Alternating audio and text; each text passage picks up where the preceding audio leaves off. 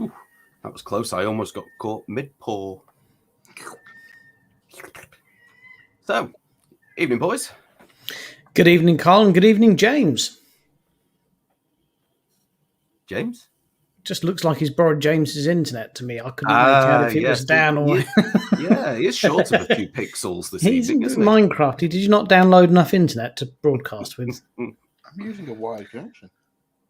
No, you're definitely very Dylan-esque this evening. I'll be back. Oh no, he's leaving us. Good evening, Christoph. How are you? Hey, Christoph. Good to see you, chap. Absolutely. So, we're here this evening to watch First Contact, but not the film First Contact. We're watching the Season 4 TNG episode First Contact. We are indeed, and I have to level with everyone. Oh, that's better. Right now, up until 5 minutes ago, I thought this was a completely different episode. I did as well. I've got to hold my hands up. I thought this was a completely different episode. Now that I've loaded it up, I know which one it is. But... Yeah, me too, but it's not the one I thought it was. I think somebody's watching us. Oh, well, let's quickly play the video clip that we've got of an interview with James interviewing David Warner, just to kick things off. Are we ready? Okay, here we are.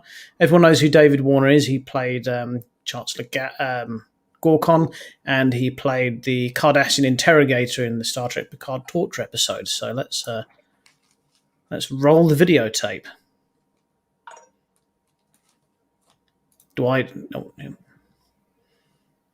How many lights do you see? There are 4 lights. There we are. He was a good sport, David Warner.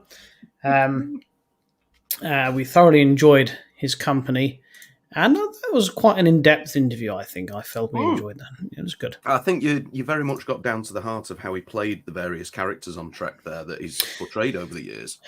I think so, yes. And may I just say, if you're watching David, which I'm sure you are, what an absolute gentleman during the proper interview and also off the screen. He was a real gent for the whole day. He was a lovely chap. James and I thoroughly enjoyed his company. Now, that one was completely unrelated to tonight's episode, really, though, wasn't it? But just a good bit of fun. It was. However, what we're about to play is an interview we did with Carolyn Seymour, who does have a huge part, along with Babe Newirth from Frasier, in today's episode. So we're going to roll that now, just while Dan finishes his pot noodle. The pleasure now of being able to speak with Carolyn Seymour, who's had quite an illustrious career in genre television. And I must admit, Miss Seymour, I hadn't remembered that you'd been in Quantum Leap. Yeah. You were the equivalent of Al, weren't you? The evil. I was the evil version of Al. I can't remember the name of the character. Zoe. And your computer was called Lothos or something. Well, yes, it was. But that was. I think that was my voice. But I can't. That's a long time ago. But Zoe. Early 90s. The early 90s. And of course, Space 1999. Yes, indeed, but only one of those. So, in Star Trek, of course, that's our special interest. I understand you played not one, but 2 separate Romulan commanders. A sub-commander. Sub-Commander Taris, and then I did Commander Toreth, who was another Romulan, but then I also played Marasta Yale. Ah, yes. And was that the First Contact episode? That was the First Contact episode. She was a great character, and she was supposed to come back, but, she didn't, and then I moved on to Voyager. Ah, yes. Now, in Voyager, you were the mistress of the house in the Hollow novel, is that right? In the hologram novel, in the Victorian... Yeah, I was in Rebecca, the version, it was a Rebecca thing. But the evil housekeeper. And the way that they seem to always cast you is, and forgive me for saying so, slightly sinister characters. Why do you think that is? High cheekbones and a deep voice. It works every time in a British accent. British accent, obviously able to act. And obviously able to kill, easily, and many times. What would be your favourite memory of working on any of the Star Trek series? For me, they were great fun. They were exhausting, but great fun. I got on very well with everybody, so it was a huge laugh, which was essential because I was there from 3 in the morning until 11 at night. As a guest star, you really get to work incredibly long hours. How is it coming into a large ensemble cast? So when you would have appeared on The Next Generation and Voyager, obviously you have a lot of people who are there working with each other all the time, and you're the guest star. How is that? I have to say that for me on that show in particular, they were all incredibly nice. They were very welcoming. They all said hello. They were very polite. It was lovely. There had been quite a few other shows where people were not quite so pleasant. So I was definitely the newbie in town, and you were sort of hazed. It was hard. Well, it's nice to hear they looked after you. Yeah, they were lovely. One final question, if I may. What would have been your favourite genre role? Oh my lord. Well, always a commander. Yes. Always. Or an ambassador or a queen. Even better. Played those a couple of times. Miss Seymour, thank you very much. I have to say, it's rewatching that now, it's a fond memory, and my goodness, doesn't she just have the most amazing theatre voice when she speaks? it's just a joy to hear her speak, isn't it? You could close your eyes and genuinely, if you're thinking about her and Trek, you don't have to know that she played a Romulan. That is a Romulan voice, isn't it? Absolutely, yes. She's fantastic. And again, the same as David Warner on the day, she was extremely good value. I think perhaps at these smaller conventions, you tend to get a more friendlier celebrity. Certainly we had, good gosh, I can't remember his name now, the chap from Holby City. Do you guys watch Holby City? No, I'm afraid not. He was the body double for Grand Moff Tarkin in the new Star Treks. Anyway, he's quite famous, and I can't remember his name. But he came up, and he came on the bridge, and he was very good value. A few of the people from Red Dwarf came up and had a chat with us. They were that's it, Guy Henry, yes. He was really nice. Everyone was really nice. The only person who wasn't was probably Hattie Hayridge.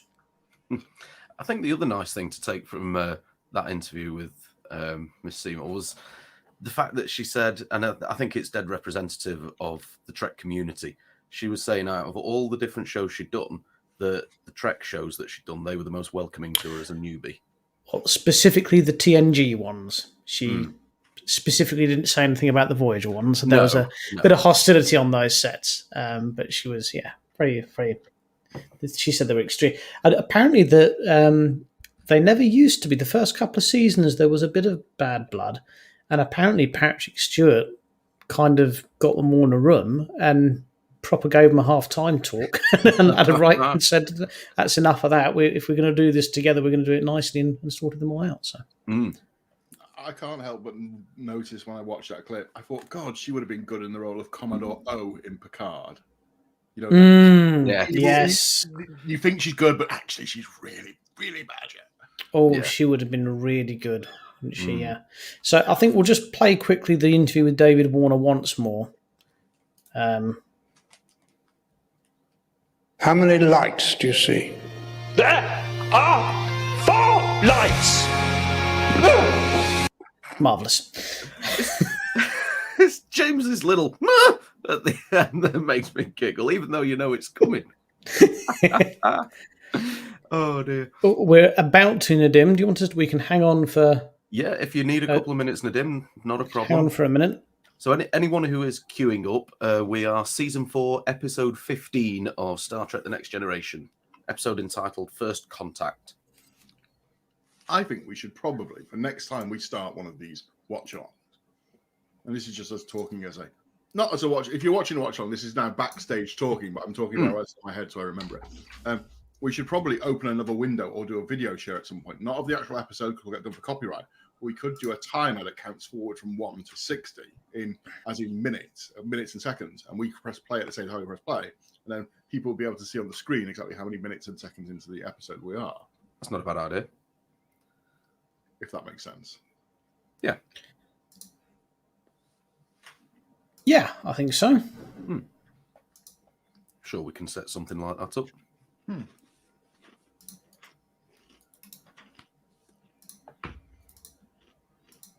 There's a couple of interesting points to watch out for in this episode as well, I think.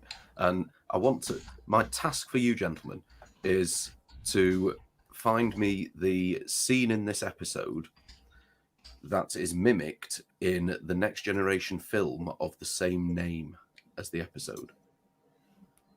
So when you spot the scene that is also in First Contact, the film, shout up.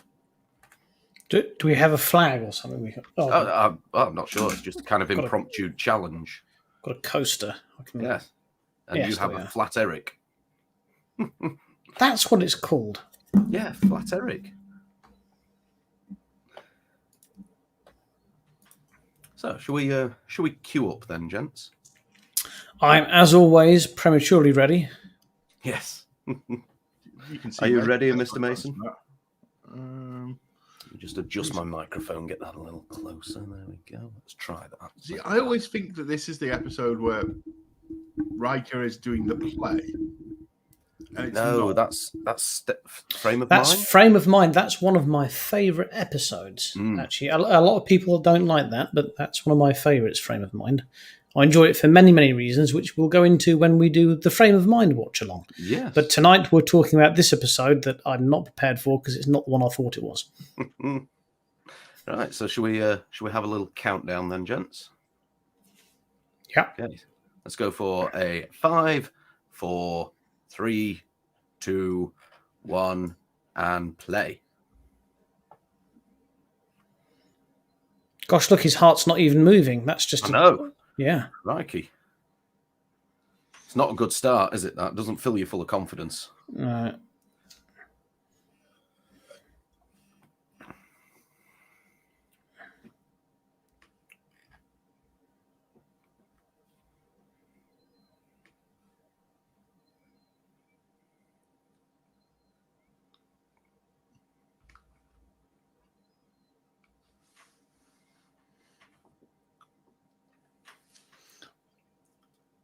This does sort of strike me.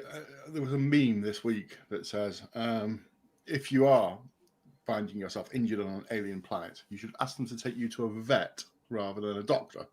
Yes. Because a vet is prepared to work on many different types of life forms and quite unexpected things, whereas a doctor is only used to generally the type of race they are. So this sounds more like Donald Trump's travel advice than an actual real... So if you wake up on an alien planet injured, ask to be taken to a vet. Yes. If you say that in a Donald Trump voice. I think perhaps we need to have some sort of guide to what to do if you found it house strange tonight. I can't do Trump tonight because he's had a modification ready for Sunday. Ah. Oh. That was a little teaser there for anyone.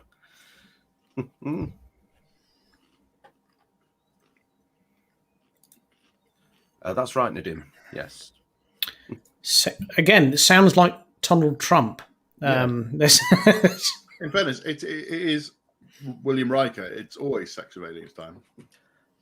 Well, it's sex with anything with Riker, isn't it, really?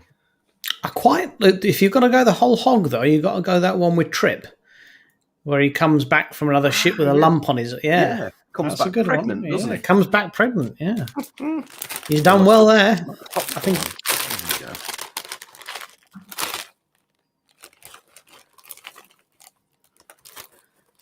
go. I was reading an interesting article today. It was more of theorising why it got cancelled after season 7.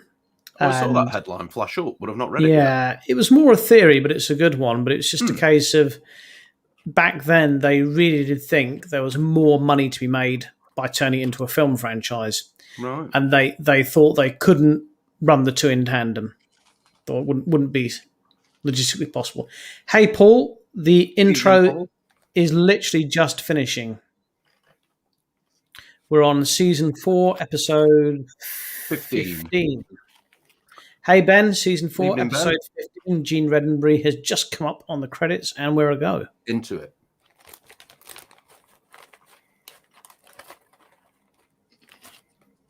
Well, I don't know, Paul. Did he get an STI or was he pregnant? Are they the same? with that species.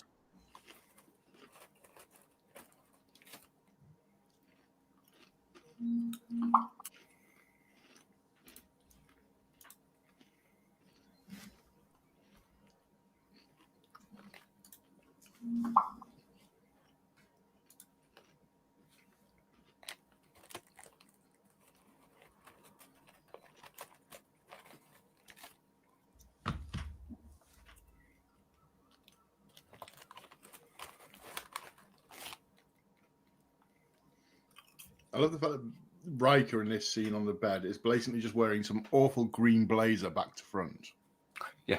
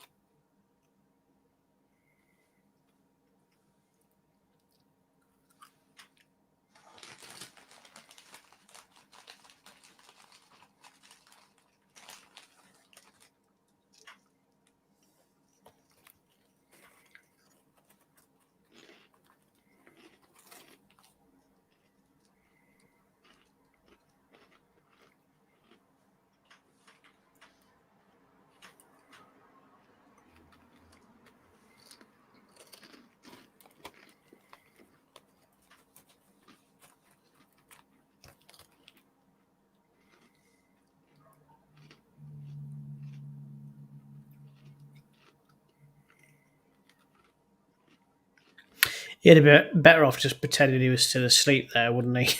Yeah.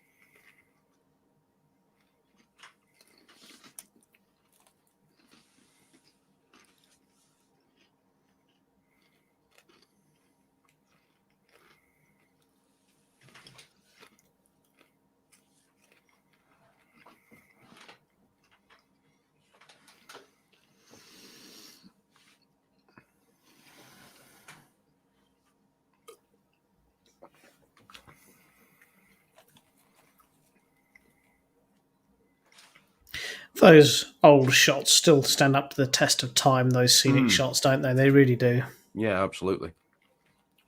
And there she is.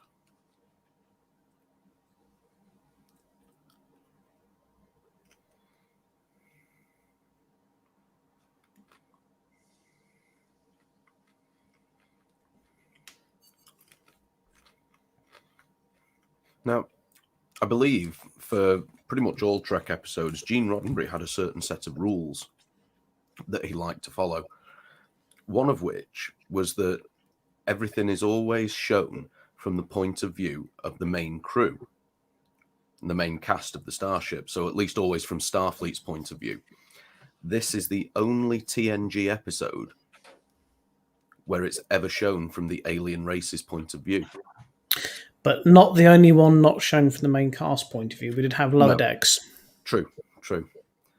And I understand that the only other one I can think of that's kind of done from the alien point of view as opposed to the crew point of view was a Voyager episode. Do you remember the one with the dinosaur race?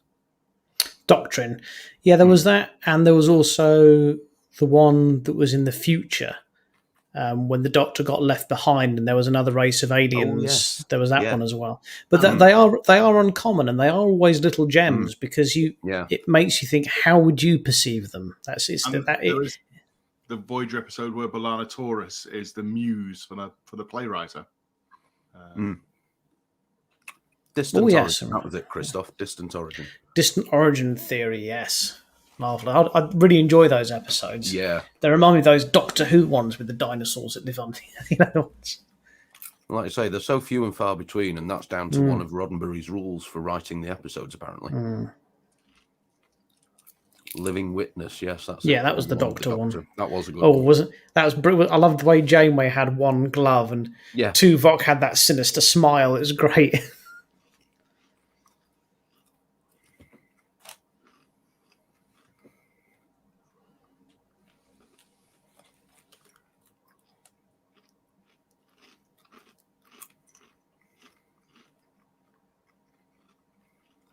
I'm a cheerleader.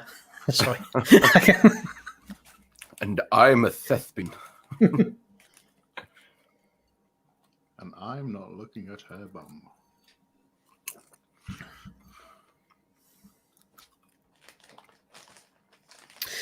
Yes, Marina Sirtis. Fantastic in that jumpsuit. Luckily, they changed uniforms before Gravity played its cruel trick upon her. Behave yourself. Marina Sirtis is a lovely lady. It's after 9. This is Star Trek Noir, isn't it? I say we are at 22 past the watershed. Let's talk Trek Noir.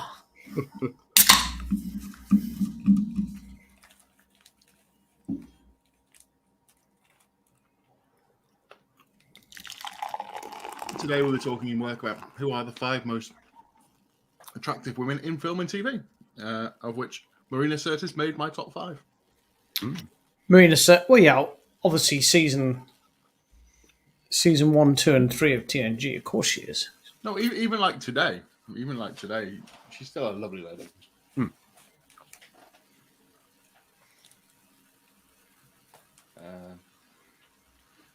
Drew Barrymore was on my list. What's that look for, Richard? Drew Barrymore. Yeah. I mean, this is a top. How are we going to get complaints or any women watching that? We're doing a top 5. Who do you think are the 5 most attractive females? And then it was who are the 5 most attractive males? Who are the 5 most attractive females in TV or film? Which I'm not joining in this. No. Right. Well, Sarah Michelle Gellar's got to be in there. Yes. Marina Sirtis. Yeah. Definitely got to be in there. Jerry Ryan has to be in there. Now you're down to 2, and that's where it gets really hard, actually. It does get hard when you start thinking about them. Bit of an off-ball one, but always had a thing for her, without a doubt. Nana Visitor in her jumpsuit, I quite liked, and Roxanne Dawson. I thought she was very feisty. See, I would have agreed with probably 3 of yours, and then my other 2 were Drew Barrymore and Cameron Diaz. Well, gents, I'm afraid you've just both lost my little challenge. Oh, did we? She looks at her planet. Sees her planet from space. Hang on a minute. I got there first. Right. And it's a favourite thing of Picard to do whenever he meets anyone from either an underdeveloped race that he brings aboard or somewhere like this First Contact situation. And he's done it about 4 or 5 times across the episodes and films. So let me get this right. It's a Picard favourite to do when he's breaching the Prime Directive. Okay, cool. No, he's not. He's following the Prime Directive here by making first contact. But he did it with early on with the Edo woman, with the ones that always jog around everywhere. Yeah, he's done it with this. He did it in First Contact. I think there's another one where he's done it as well. You know, you're a bad boy when you break the Prime Directive. There comes a time when men of good conscience must do what they feel is right, and the consequences be damned. Do you know what? I don't think I could ever be in Starfleet because I would just get, Dan, can you report to Starbase, whatever? Did you break the Prime Directive again? Sorry. I just have like control of like a runabout or a scout ship or something. Nothing big because it would be like, you just don't behave enough to get something nice. You know, here's this runabout, and I'd be grateful.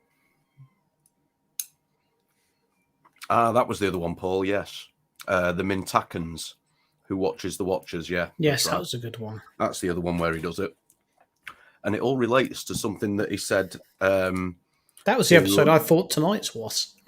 Yeah, me too. It all relates to something he said to Anish in Star Trek Insurrection, doesn't it? Where he said that he experienced a perfect moment in time the first time he saw his home planet from space. So I think that's where his affinity for it comes from.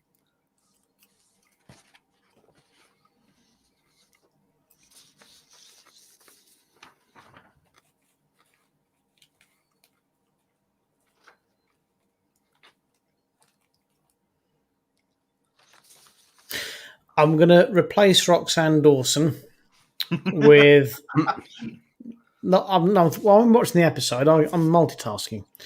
I'm replacing Roxanne Dawson with Pamela Anderson. Are you ready to laminate your list yet? I grew up in the 90s. No, I'm not ready to laminate yet.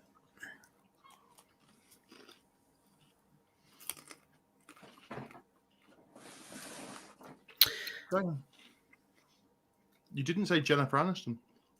No, never had a thing for her. Oh, I might trade Nana Visitor for Chase Masterson, though. Oh, that's not a bad trade. Yeah, that's not a bad trade at all, is it? That's quite a sensible one. It's a good trade, but it's also a difficult trade. You need a shiny to trade for that one. I think, for me, it's a trade that would satisfy me as they are now, as opposed to as they were in the day. Because poor old Nana Visitor looks badly in need of a sandwich these days. But we do love her lots. Oh, she's lovely. Delightful. Have you noticed how Carl hasn't given his? Yeah. No, he doesn't want to get banned from That's anything. because I said I wasn't going to join in. Which is fair enough. And we know James is watching, so, you know, anytime you feel free to, you're feeling brave, James.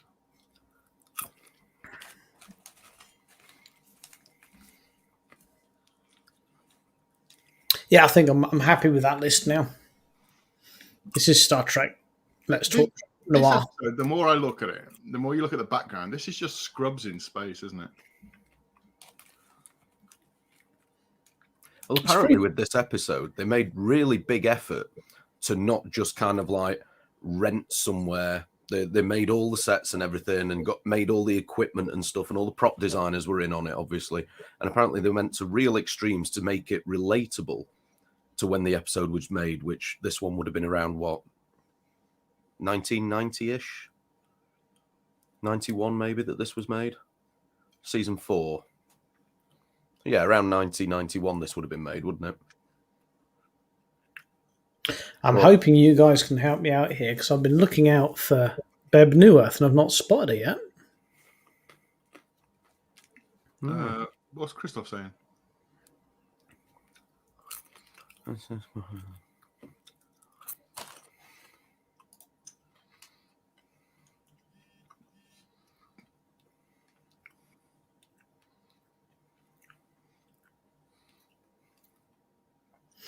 Yeah, there's my particular favourite. I can't remember the name of the astronaut now, but the one the astronaut took when he was coming back around the moon of the Earth, and it's like the one picture that every single human being is in at the time, other than the guy taking the picture. That's my favourite. 91, yeah. I like that. I'm more a weather balloon than an alien.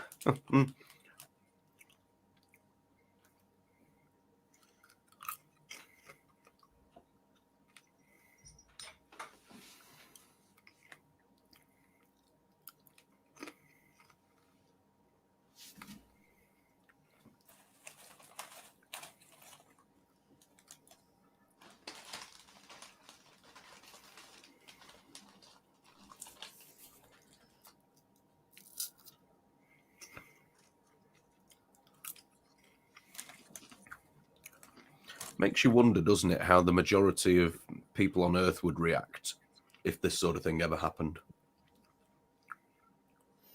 I guess it depends how and where it came out. If it happened discreetly in a hospital, I think it would be swept under the carpet quicker than you could blink.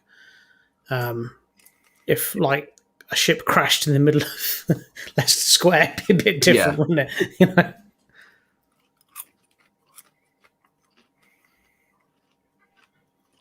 Is that Beb? No, that's Carolyn Seymour. I believe there is a department designed to deal with this if it happens. It's called Men in Black.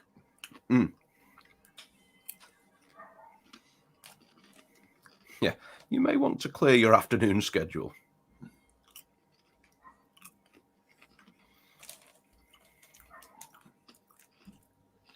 We're watching First Contact, but the episode, not the film.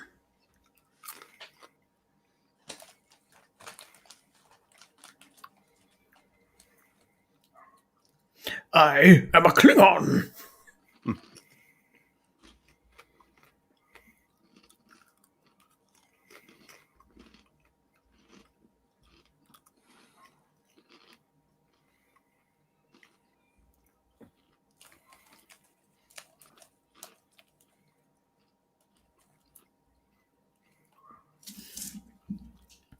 Stefanio, if I'm pronouncing that correctly, we're just coming up to about 19 and a half minutes, or just past 19 and a half minutes now. If you want to watch along.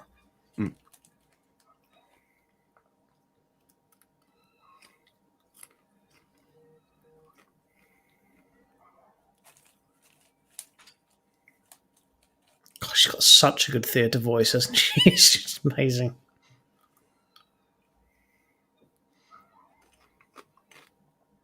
Yeah, she's treating it like a theme park, though. She's like, I want to go on the beam ride again. You would not get me away from the replicator. So Yeah. I think I'd be a holodeck man myself. I don't know. I was a replicator.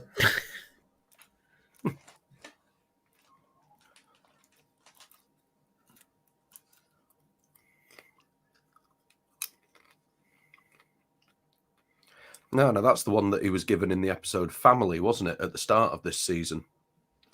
That's a good episode, actually. I enjoyed it. It is a very good episode. Definitely one to put on the watch list. It's one that I don't think I appreciated when I first saw it when I was a lot younger, but I enjoy it now. And he was told by his brother not to drink it alone. I'm not enjoying that wine glass, but I have to say, if any of you have been to GB Pizza, ask them for a proper glass to put your wine in, because I couldn't. They basically served it in like a jar. It was the most. When they put the wine down, I looked at the waitress like, "What have you smashed all your glasses?" No, that's what they're serving them in now. It was the most ridiculous thing. Honestly, it's like a jar, like thing.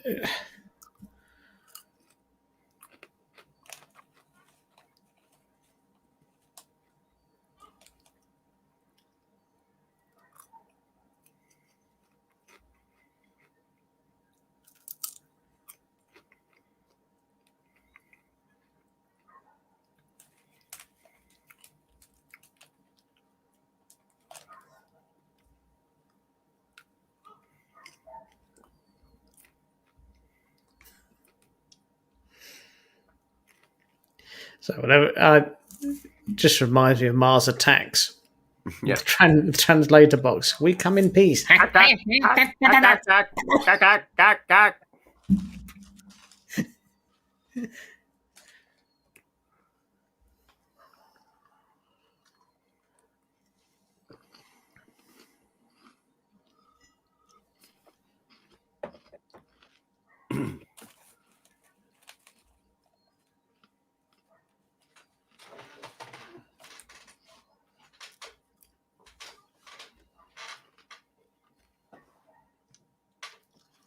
Of course, Christoph, back then you only had one head.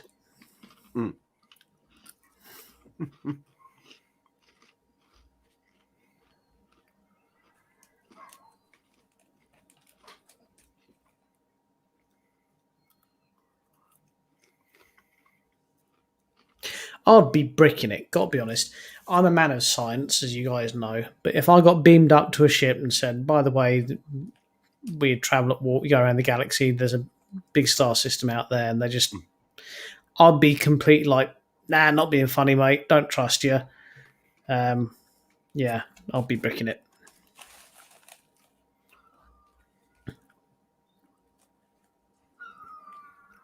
I don't know. I think I'd be cautious, but I think I'd be very open-minded about it. It's like he said he woke up this morning, he was leader of the university, and you know, you wake up in the morning, you got your the bin man ain't bin, you know, that's your biggest problem. And then you find out all this is going on, and there's Klingons out there and Borg and God knows what, because obviously they're preparing for threats, but is that Beb Newith? I think so. I recognise the legs.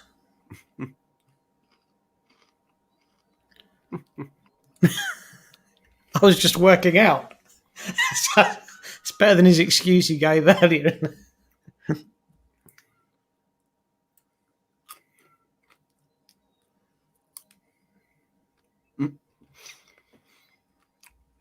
Doesn't sound like Beb Newith.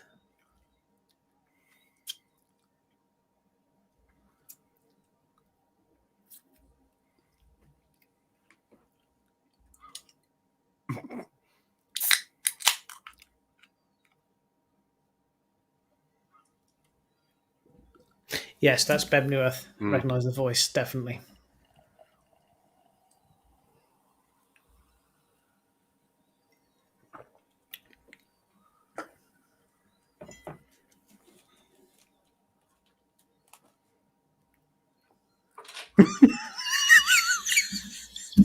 Creepy Riker. Creepy Riker, he's brilliant. Creepy Riker with the Ice Queen.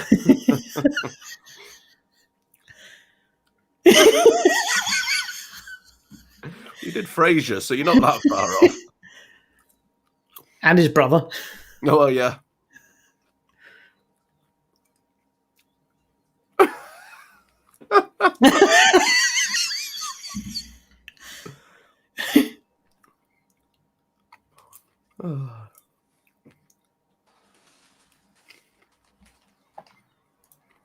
Oh, go on then.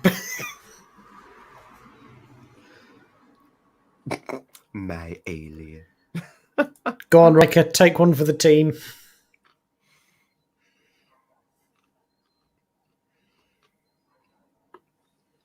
It'd be brilliant if they both walked out smoking. Yeah. My God, girl, what did you do to him? Funny if he now limps out. Yeah. Or if Kelsey Grammer came out the door. If Riker came out putting his trousers up, that'd have been brilliant.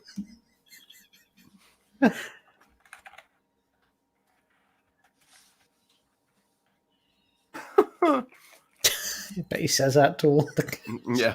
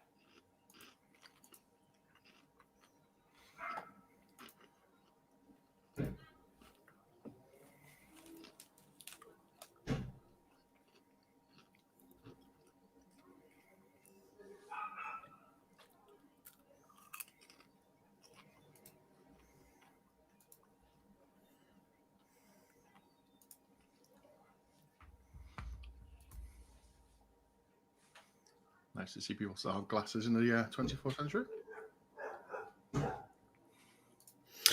think they're just to make him look a bit more sinister. Mm.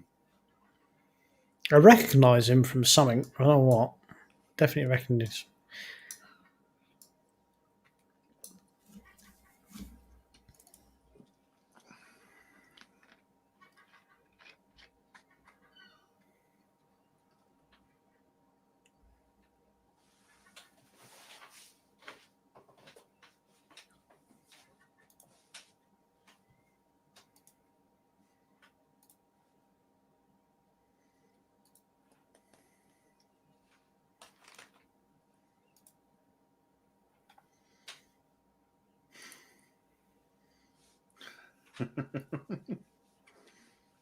Paul says it's pity we never know what happened. Did he get her pregnant, and did she have an alien/human love child? Imagine trying to get hold of him for child maintenance. Yeah, and they don't have any money in the future, do they? So you forget that. They do have gold pressed latinum.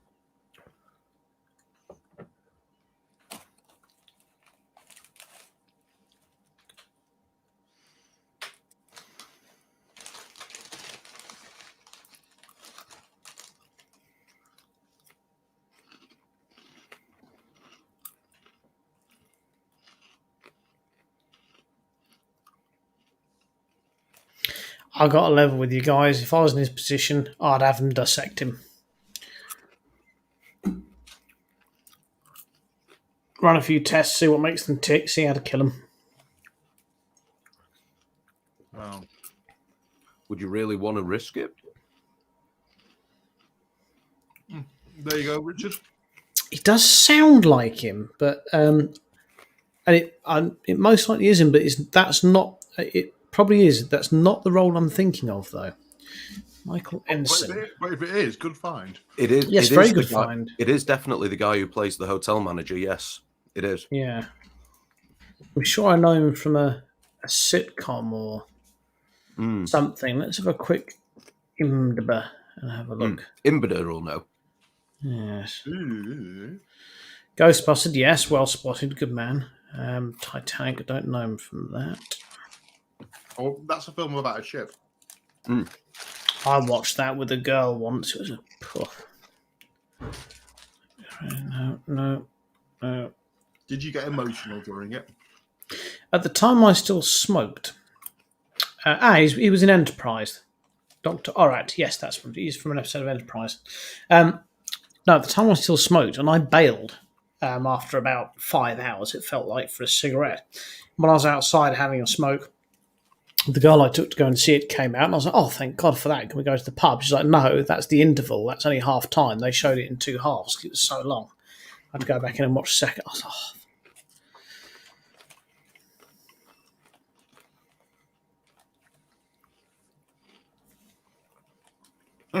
oh. Oh, Paul.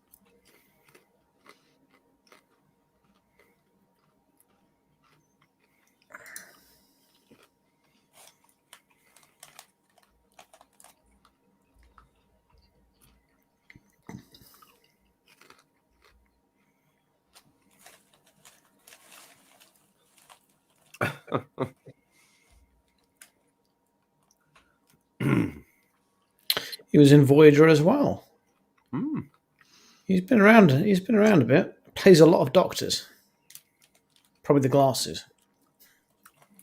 Do you think all these sci-fi shows, like this, this was sort of the golden age for sci-fi, good sci-fi being filmed. You had this, you had, I want to say Stargate SG-1, but that was a bit later on, wasn't it? SG-1 was a bit later on. Well, it was mid-90s, wasn't it? I think they all sort of, rang each other, right? We've just finished filming on this alien set we've made. Now, before we demolish it, have you got anything you need an alien set for? I think it's interesting you've said that, because it brings me on to a different topic I was thinking when you led into that, and that's how much back then they couldn't rely on any special effects or sets to carry the show or green screens. So sci-fi actors actually that could do sci-fi and sell it were probably in higher demand than they are now. I would have thought so, yeah. The actors really had to sell the experience to the viewer, whereas they don't. I'm not saying the ones now are any worse, but they're not as good. You know, they had to have people properly sell a show and a dialogue and a script. They couldn't rely on fantastic. Well, you've got to believe, basically, that the guy Picard's talking to right now, you've got to believe that he is genuinely having a difficult time making this decision. He's weighing up the future of an entire planet. We're not going to segue out to some weird action space fight scene that really doesn't make any sense being there. You know, I mean, I have been watching quite a bit of Stargate SG-1 at the moment. Again, God, it's a good show. I still haven't seen it. I'd like to watch it, and I'd like to watch Babylon 5 because I only remember one episode of Babylon 5. And that's the one with Penn and Teller in it. Oh, what ho, Megan? Good evening, Meg. G'day.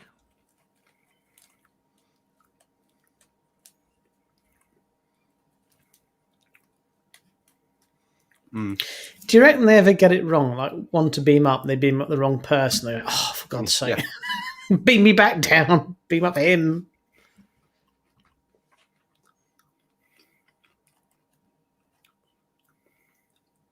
That's right. Rebu and Zuti. Penn and Teller.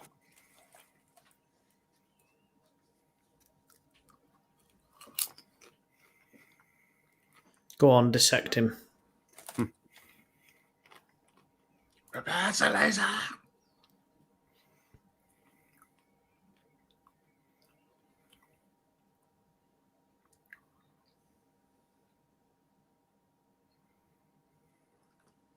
I always think this city thing that it's used a couple of times in various colorings. That building in the middle always reminds me of the bounty hunter from Star Wars. Boba Fett. Reminds me of Boba Fett's helmet. It always reminds me of my campus at university, actually, a little bit.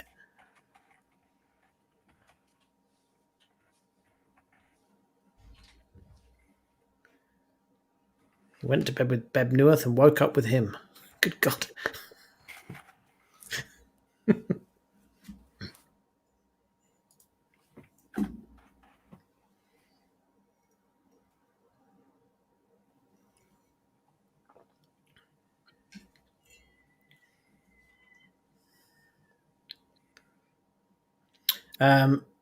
Linda, we're just at 36 minutes now.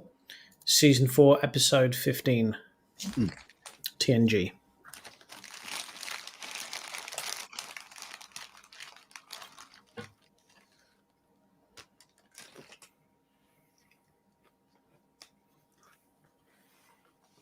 It's not a privilege, it's a burden, and that's why you're a bad leader.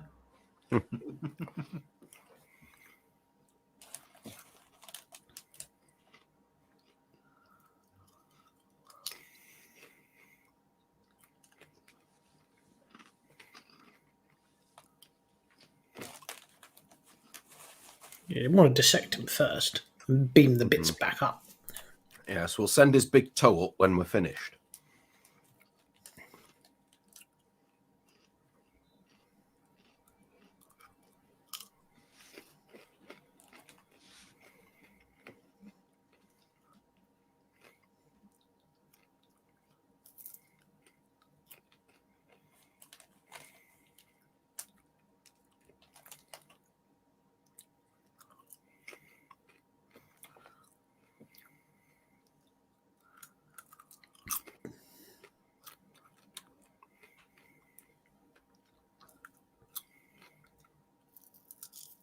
He's got a point.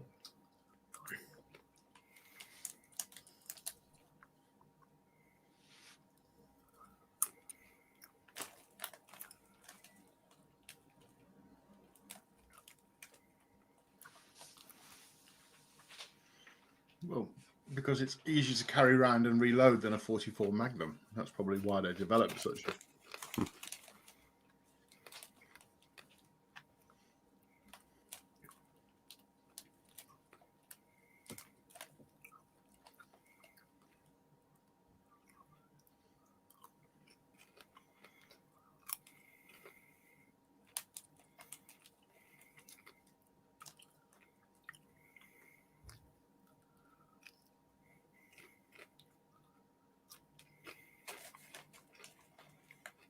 Oh, I bet Beb Newth was his wife.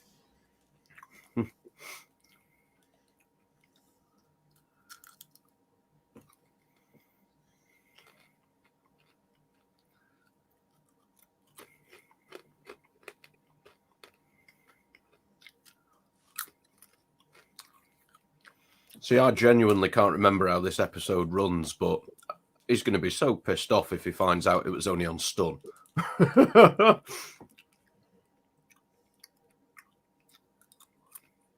It would have been a great plot twist if his thick glasses had deflected the beam. Yeah. And that's the... They have to go, phasers are no good anymore because all the Klingons will just wear glasses, you know. I'm a Klingon, be frightened. Yeah. I'm a doctor, don't be frightened. I am a Klingon, crap thyself.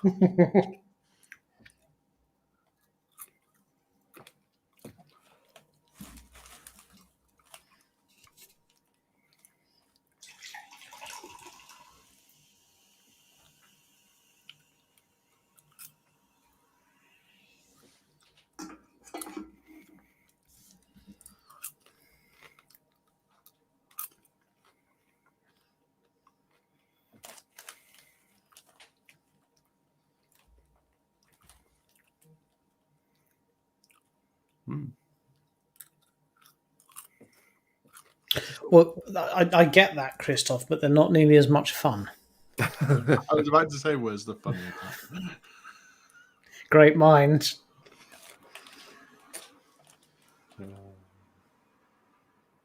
Oh, it was on Stun. Excellent. Yeah, Yes, they what a are. numpty.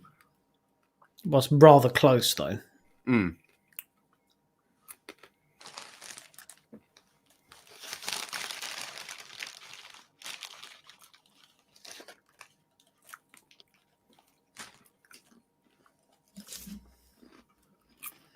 $40 and 34 seconds, Linda.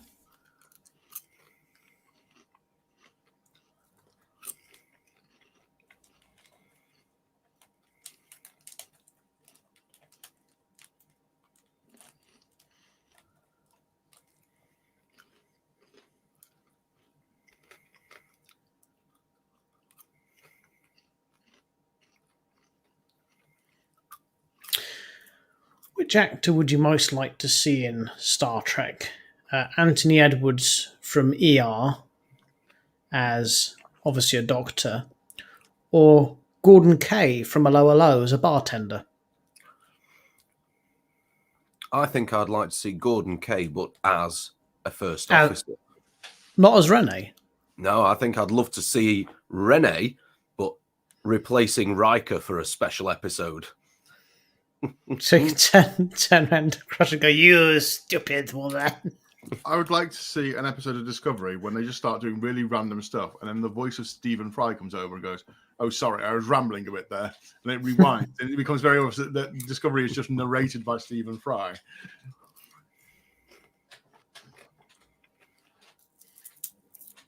Meanwhile, on an alien planet. Yeah.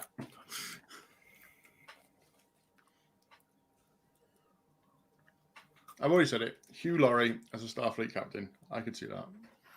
He was in a comedy series recently that was really bad. I think I watched 2 episodes, and Ethan Phillips was in it as well, about a cruise ship that got lost in space. I can't remember what it's called now. Yes. It was really bad. Well, it wasn't funny at all. It got better. It got better as it went on.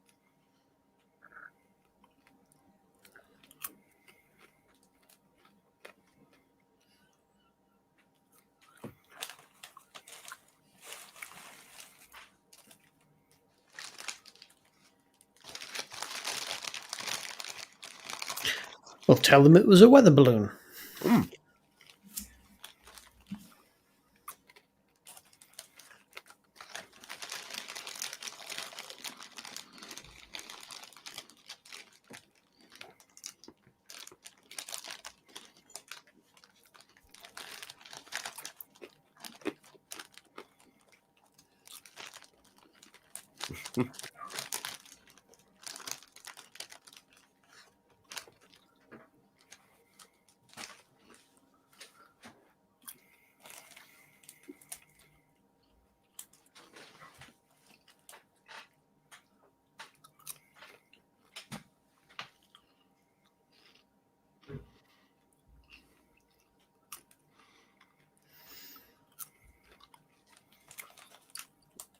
I'm rewatching a lot of the DC TV stuff at the moment. Or you're doing a catch up or a rewatch? A rewatch so that I can then catch up. Personally, I'm rewatching Voyager at the moment. Good shout. Oh no, some of the early episodes are stinkers. It's worth suffering through, though, isn't it? In fairness, I think the actual question was, what current sci-fi are you watching, not what sci-fi are you currently watching? That's not Star Trek. Probably the most recent one I've been watching was Lost in Space. I really enjoyed the first season. I'm afraid I didn't like the second season so much. I'm afraid that third and final season's due out later this year. It's only got one more. I'm looking forward to watching the third, but I'm afraid the second season didn't tickle my oyster as much as the first. No, but that's the most modern sort of news site. And or are we counting MCU as sci-fi? Because I've watched Falcon and the Winter Soldier and all that. Malarkey. Which, again, I wasn't keen on Falcon and the Winter Soldier. I liked WandaVision. That was good. Yeah, WandaVision was good. But I wasn't keen on Falcon and the Winter Soldier.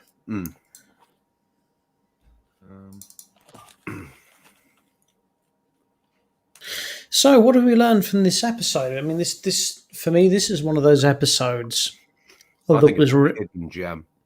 It is. It's a hidden gem. It's a thinker's episode. It's as most Star Trek episodes, the best ones are. It's trying to make you reflect on yourselves. I mean, how much during that episode were we all saying, well, how would we react and how would we feel, and child support, Paul?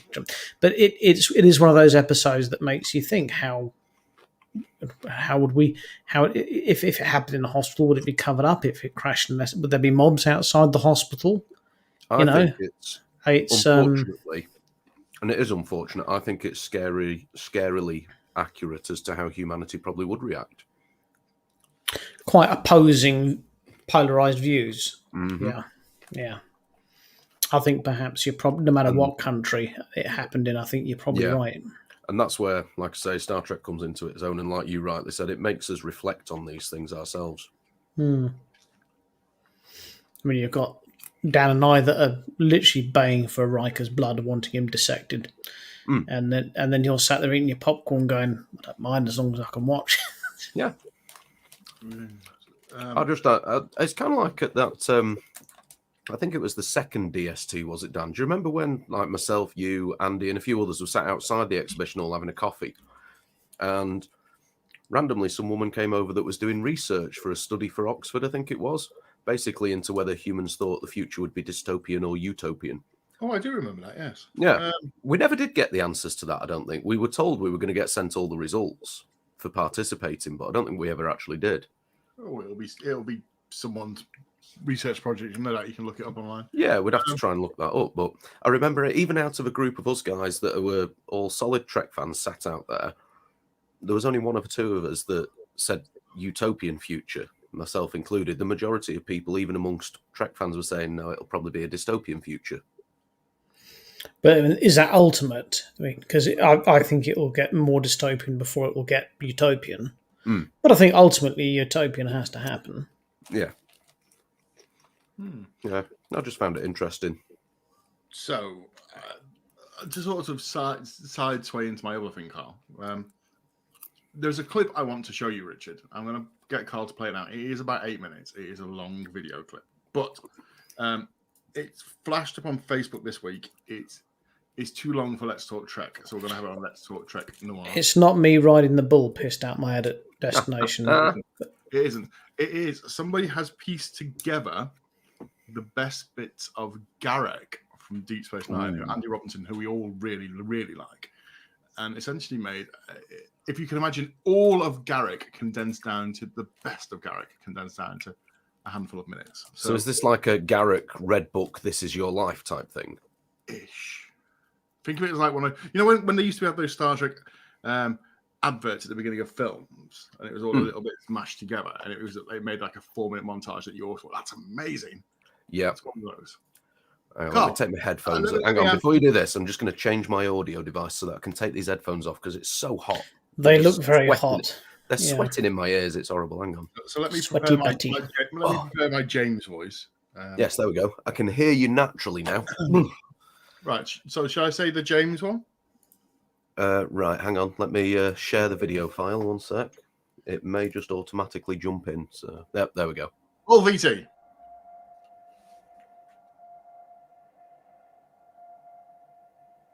I once knew a Cardassian, a dashing, handsome young man with a promising career.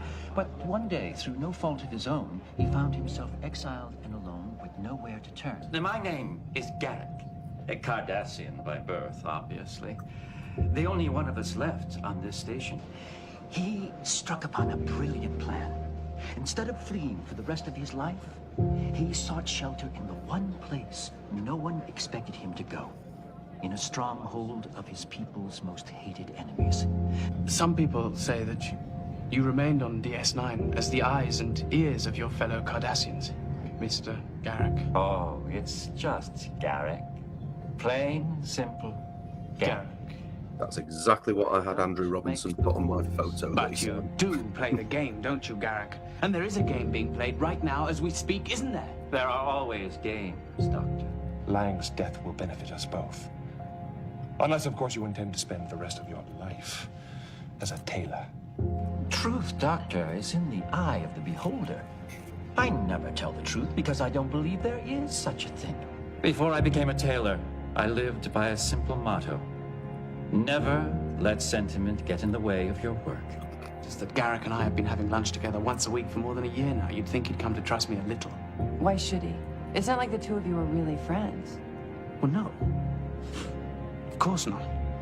I suppose when it comes right down to it, I don't trust him either. I mean, for all I know, the man is a Cardassian spy. Exactly. Exactly. And if he doesn't want my help, that's his prerogative. I suspected that 2 years living among the Bajorans would make you soft. I see that I was right. You've never been right about anything. What the hell do you think you're doing? Trip to Cedarin? How much of this did you take? A mere 30 cc's, not nearly enough, I'm afraid. I'm glad to see that you're adjusting so poorly to exile. Actually, I'm finding my time here quite illuminating. Then I don't suppose you'd be interested in going home again? I'm afraid I must carry out the verdict of the Central Command. But you admit that they're wrong. Why don't you stand up for what you believe in? More to the point, what do you believe in, Garrick? You're coming back to the infirmary with me. Oh, I don't think so. Believe me when I tell you, there's nothing you can do for me. That's it then. You're just going to give up and let them win. Has it ever occurred to you that I might be getting exactly what I deserve? How sick is Garrick? He's dying. And you're trying to save him? That's right. Strange. I thought you were his friend. I suppose I am. Then you should let him die. After all, for Garrick, a life in exile is no life at all. Living on this station is torture for me, Doctor. The temperature is always too cold. The light's always too bright. Every Bajoran on the station looks at me with loathing and contempt. So one day, I decided I couldn't live with it anymore. And I took the pain away. I'm not doing Garrick any favors. He doesn't deserve a quick death. On the contrary, I want him to live a long, miserable life. I want him to grow old on this station surrounded by people who hate him, knowing that he'll never come home again. What a lovely sentiment. And it's from the heart, I assure you. Commander, he doesn't know why the Romulans would try to kill him. What makes you so sure? Because if he did know, he'd already be spinning out an elaborate web of lies to cover up the truth. Well, the truth is usually just an excuse for lack of imagination. That woman, Mila, she seemed almost fond of you. Is it so hard to believe that there's one person in this galaxy who could regard me with a certain affection? Oh, when you were a small boy, I was worried about you. Always getting into trouble.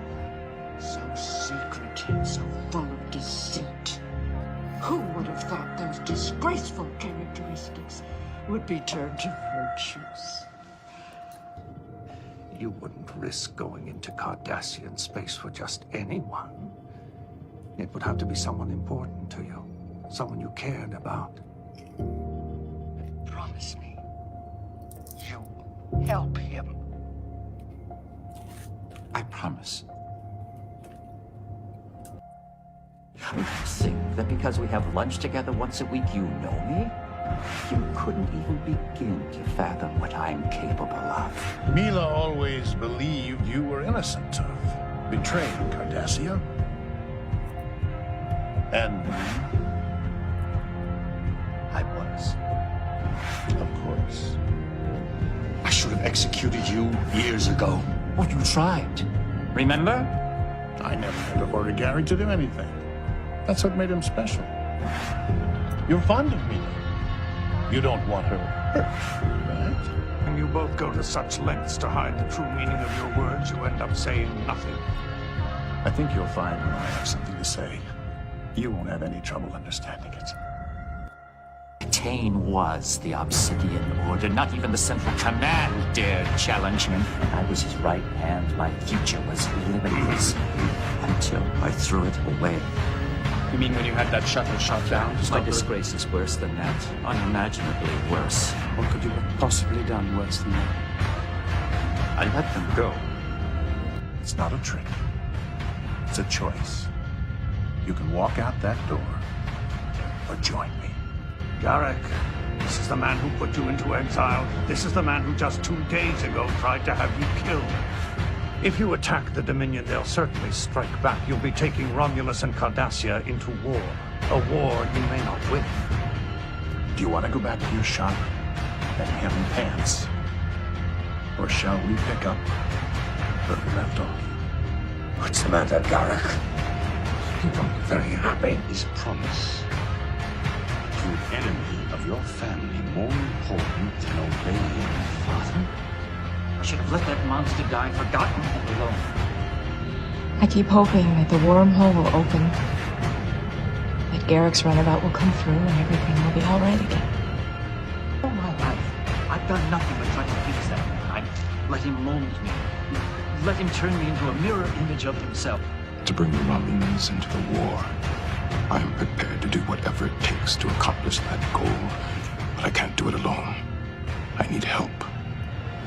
Now, are you in or out?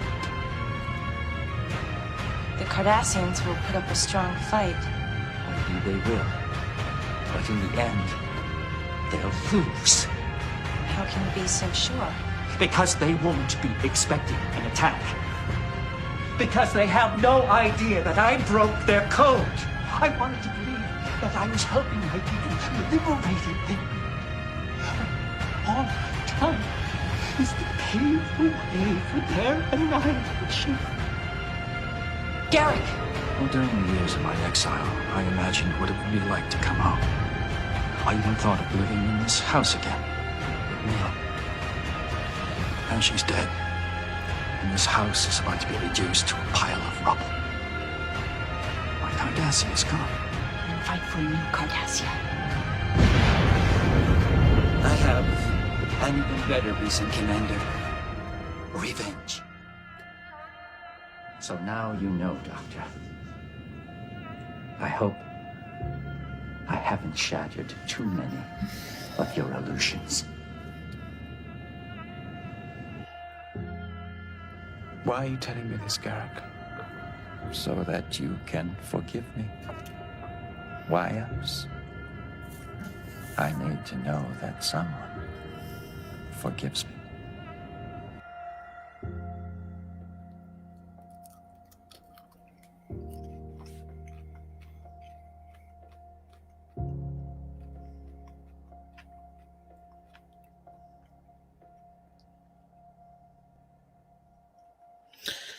Right, it certainly went on a bit, but Can I watch that movie, please? well, I was watching it and I was thinking, honestly, I was watching it thinking to myself of the story of Garrick. Like, what's the big thing? And this is something that's played on my mind before, but that's really brought it home because it was a wonderful story. what's missing from his story arc? Like the elephant in the room. And that's a love interest and a love story, and that's what the writers wanted to do. And they wanted to make Garrett gay, and they weren't. The studio wouldn't let them. No, they very vaguely introduced Zial as a potential, yeah, didn't they? But do you know what? Whoever's done that video piece has done it really well. No, it was okay. It banged on a bit too long for me, but I say I watch it and I think to myself, wow, you know, I'm the first one to moan about the over representation we get in Star Trek now. And I look back at that and I think, how, as great as that is, how sad it was that we couldn't have had it as a love, some sort of love interest introduced for Garrick as well, and that would have made his character perfect. So it's, and that's not, when was DS9? That's 25 years ago. Yeah, that's okay, quarter of a century, but sad the writers couldn't have given it that extra dimension. It does highlight as well how much of a good story arc Garrick does have. Oh, it's great. Garrick's got a huge story arc. It's great. They wouldn't have been able to do it without such a good actor as well.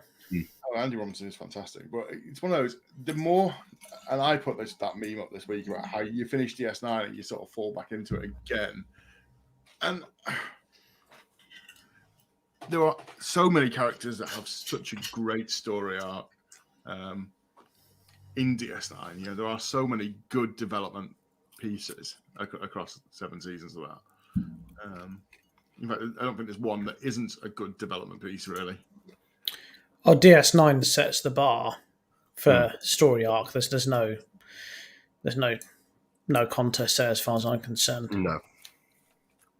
I think that's what they tried to reproduce with Enterprise Season 3, wasn't it? And they did to a certain extent, but it was nowhere near as good as DS9. No, not successful. No. I mean, who else had as good an arc in DS9 as Garrick, though? I can't think of many. Nog, possibly. Odo has quite an interesting big one, doesn't he? Yeah.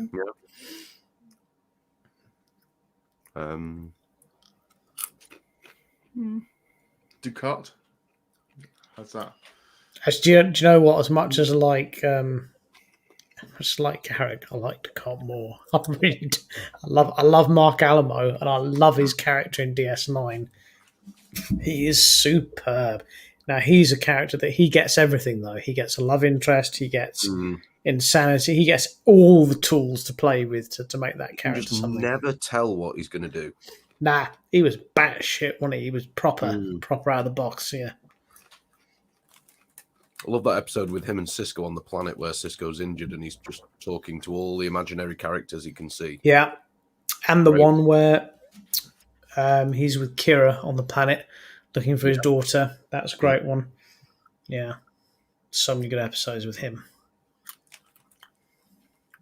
Yeah, it's, I mean, Damar has that great arc as well, where he's, you know, a nobody in the background to being a sort of sidekick, you know. Yeah, he's over a shorter span, you know, because Damar's only really in it from season 4. Yeah, and then he's the you know, ruler of Cardassia. Then he is a rebel leader, and then he is, you know, dead. I love Casey Biggs, and I think he's a great actor. Yeah, but I wasn't keen on the character. Got to be honest with you, it's a bit fair.